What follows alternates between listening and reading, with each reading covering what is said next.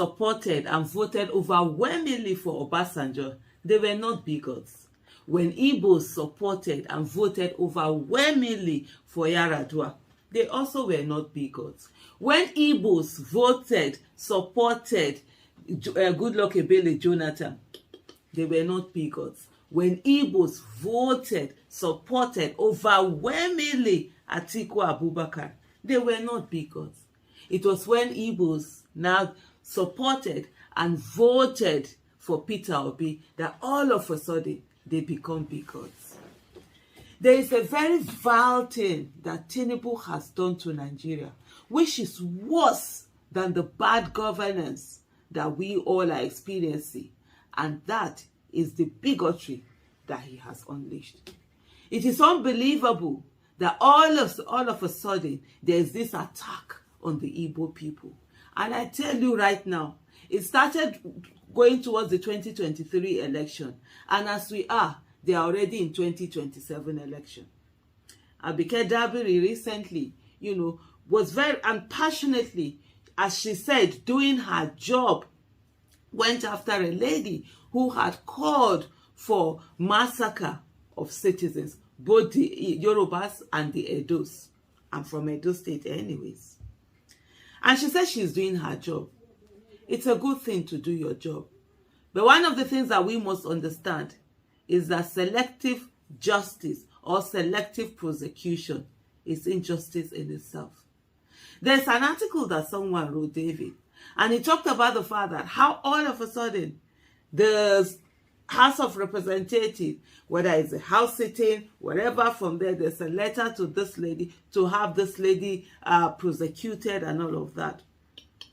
They say they're all doing their jobs, right? But what about all those other people who have been calling for attacks on other tribes who happen not to be Igbos? Why are they not being prosecuted? By the way, this lady did not act in the capacity of an Igbo person. She acted in a capacity of someone who had vile thoughts and would even think of harming anyone. For me, there's always something, when things are happening, you always look at what are those dots that need to be connected, that are not being connected. There's always something going on. And if you sit down and observe and watch carefully, you will see the dots as they are being connected. This is all about 2027 election. There are people who are afraid that once again, Mr. Peter Obi will come out and run. And not only will he win as he did before, he will have more votes because there are more people now who are ready to support him. There are more people who have seen that indeed he has what it takes, and indeed the people are willing and ready to stand. There are people who in 2023 knew that Peter Obi was the best candidate, but of course, being rational and thinking in a rational manner, they felt that, well, it was too short a time for him to be able to gather enough votes to win, and they wouldn't want to waste their votes. But now, those people have seen that it's not that was what they thought was going to happen was not what happened, and they're going to give him more support. There are other people also who in their own way, they thought Tinubu was going to do something, and they gave him the votes that they gave him, even though it was not enough for him to win, but it was enough for him to rig election.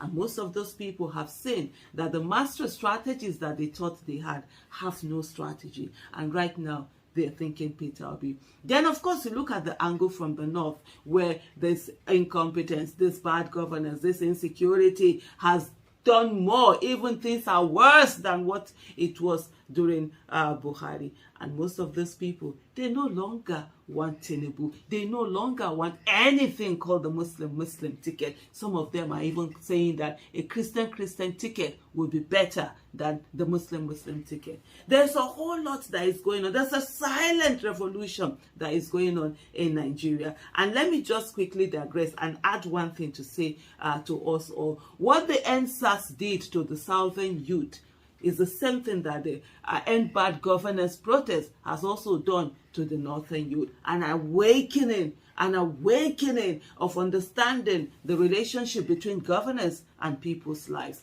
And this time, the Northern youth are also ready to stand. They're no longer allowing themselves to be divided, allowing themselves to be controlled by their elders and also by the religious rulers. For the first time, you will see Malams are speaking and the youth are challenging them and telling them to shut up. Yes, that is what is happening. And to the political class that have also always controlled the Northern voting bloc, it's something that they are afraid of. And what have they turned to? It's bigotry, bigotry, bigotry. There's this concerted hatred towards the Igbo people all of a sudden, because one of them dared not only to run for election but to win that election and to get the overwhelming support of the people around. And so while I see Abike Dabiri and I'm thinking, why do you have this selective, prosecution that is happening?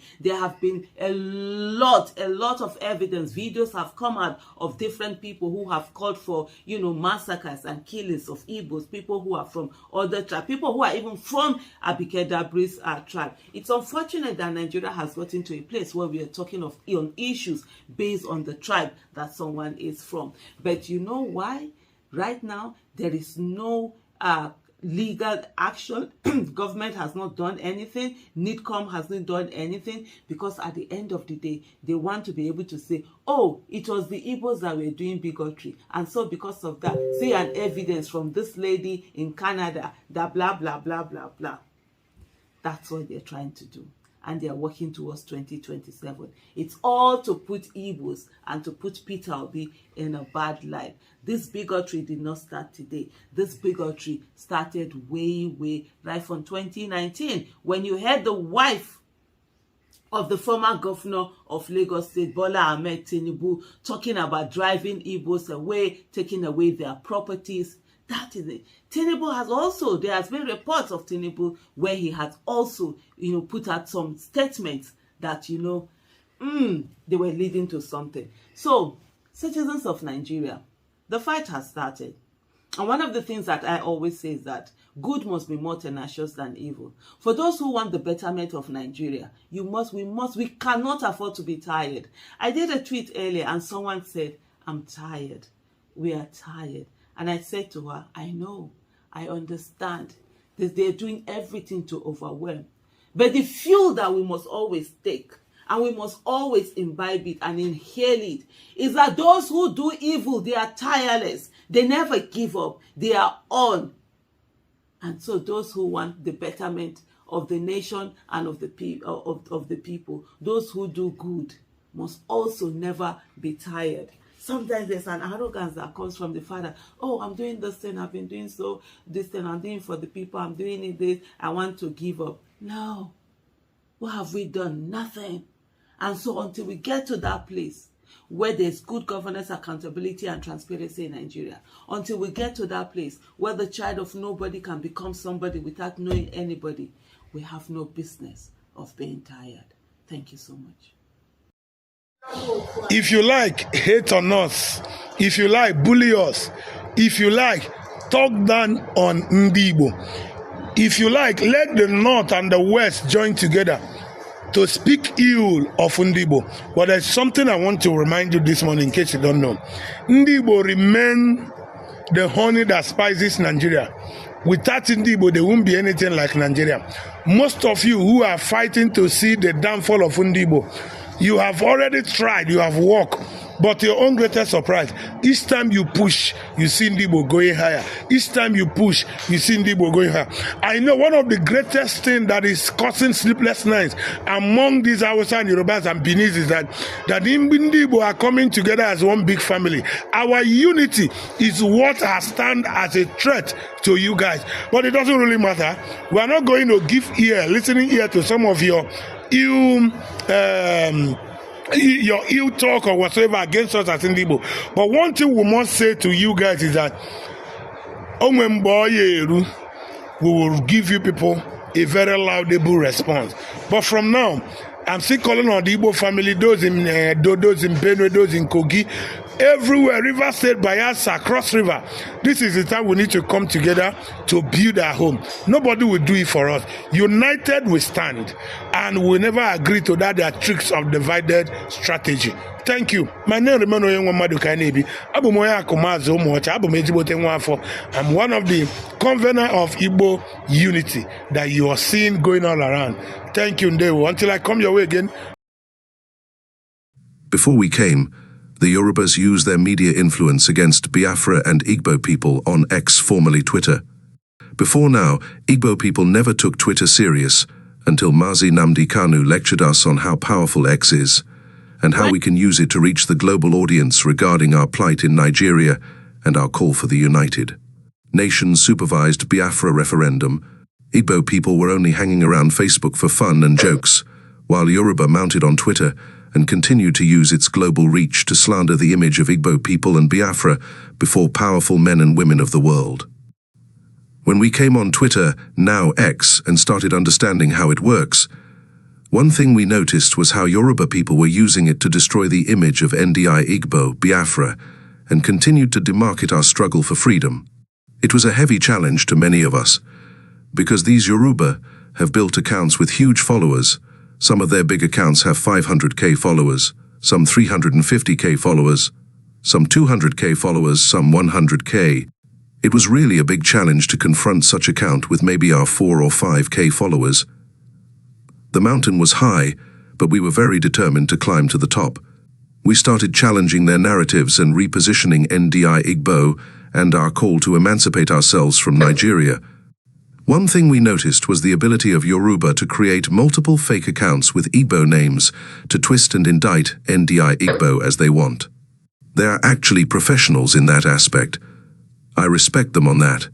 Mazi Nnamdi Kanu and IPOB, noticing these huge challenges, called for reinforcement, advised NDI Igbo to massively join Twitter. With a short period, hundreds and thousands of Igbo people opened Twitter accounts, and we started projecting the image of Biafra before the global audience, and also mastering how to counter the lies of Yoruba. It wasn't an easy task because we noticed that many of these Yoruba big X accounts were being heavily sponsored by the government of Nigeria to demarket our quest for Biafra restoration. To them, money from the government motivated them, but for us Biafrans, the Biafran ideology propelled our determination, so we confronted them with determination en masse. We gained a very strong foothold on X, formerly Twitter, and since then, it hasn't been easy for Yoruba to blackmail NDI Igbo or Biafra using this platform without being confronted heavily.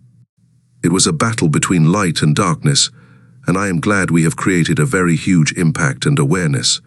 Those who believe in one Nigeria have now agreed with us that Nigerian wasn't created to be a country, but a British private company that serves the economic interests of British people. Our call for separate nations wasn't out of hate. We want to preserve our identity, dignity, and directly take responsibility of the warfare and well-being of Biafrans. We hate nobody. The earlier Yoruba and other ethnic nationality that makes up Nigeria understand the fact that we can't cohabit as one people, the better for all of us.